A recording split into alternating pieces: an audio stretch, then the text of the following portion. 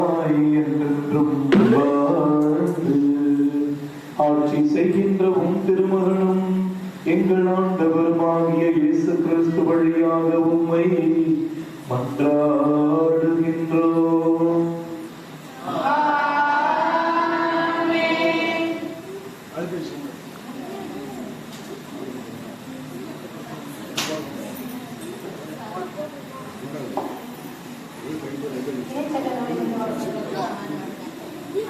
உங்களை வடக்கு நாட்டுக்கு அழைத்துச் செல்கிறார்.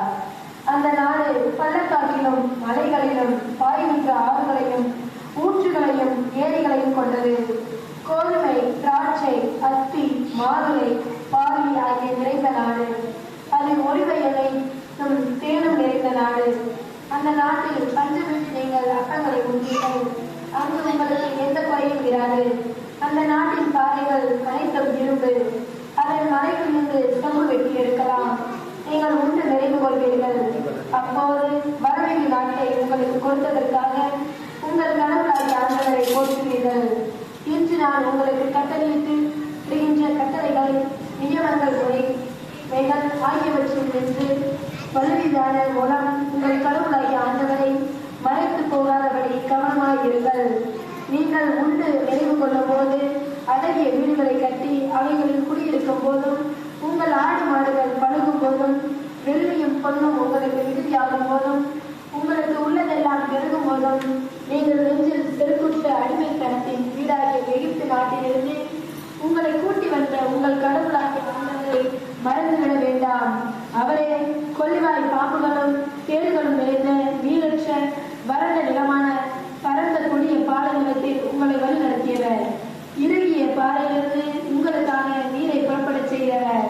உங்கள் மூதாதையருக்கு தெரிந்திராத மன்னவாழ் பாலை நிலத்தில் உங்களை உண்பித்தவர். இறுதியில் உங்களுக்கு நல்லது செய்வதற்காக உங்களை எளியவராக்கி சிறுமைப்படுத்தி சோதித்தவரும் அவரே.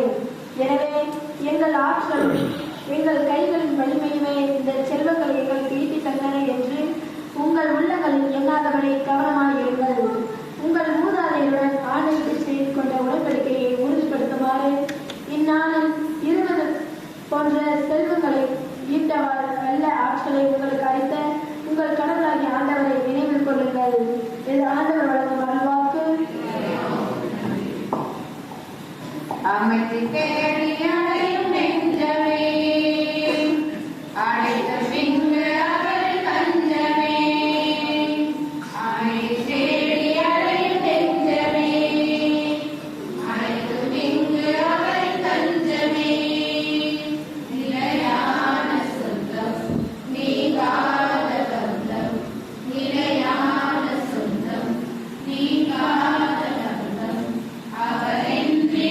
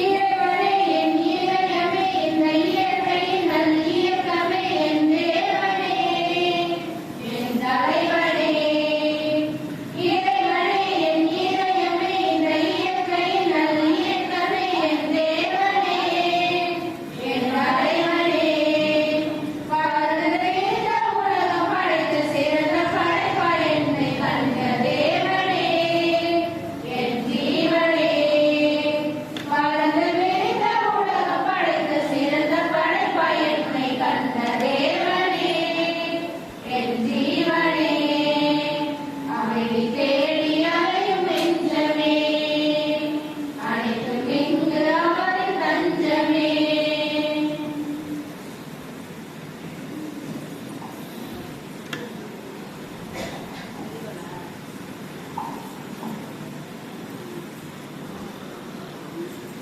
இரண்டாம் வாசகம்.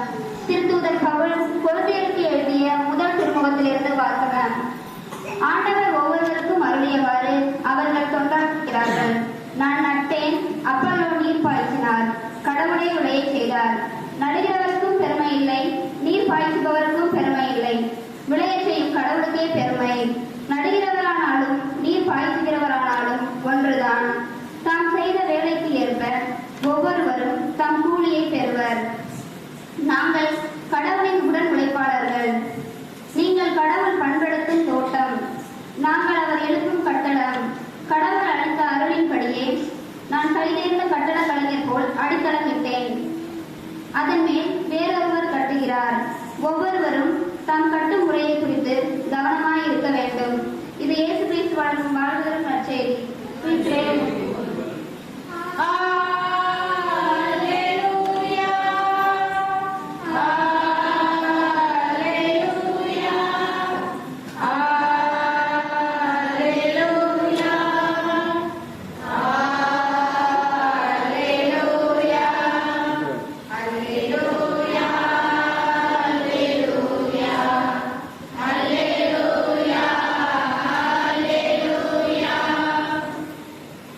ஆண்டவர் படைத்த நாளிலுவே இன்று அக்களிப்போம், அது மகிழ்வோம்.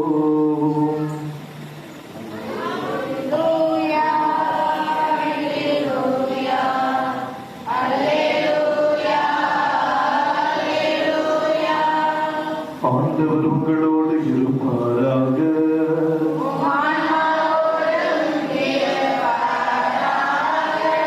லூக்கா எழுதிய தூய நற்செய்தியிலிருந்து வாசகம்.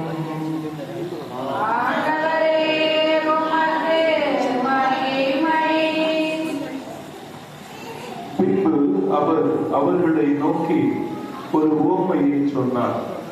எந்த வகை பேராசைக்கும் இடம் கொடுக்காதவாறு எச்சரிக்கையாயிருங்கள். மிகுதியான உடைமைகளை கொண்டிருப்பதால் ஒருவருக்கு வாழ்வு வந்து விடாது என்றார்.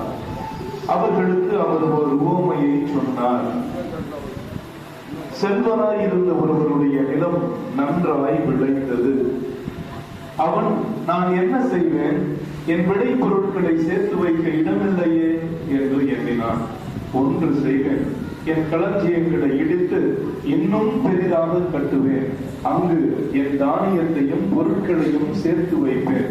பின்பு என் நெஞ்சமே, உமக்கு பல்லாண்டுகளுக்கு வேண்டிய பல வகை பொருட்கள் வைக்கப்பட்டுள்ளன.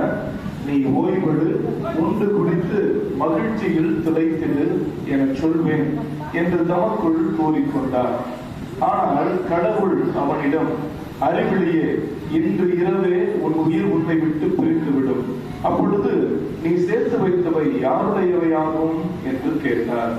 கடவுள் முன்னிலையில் செல்வம் இல்லாதவராய் தமக்காகவே செல்வம் சேர்ப்பவர் இத்தகையோரே. ஆண்டவரின் அருள்வாக்கு.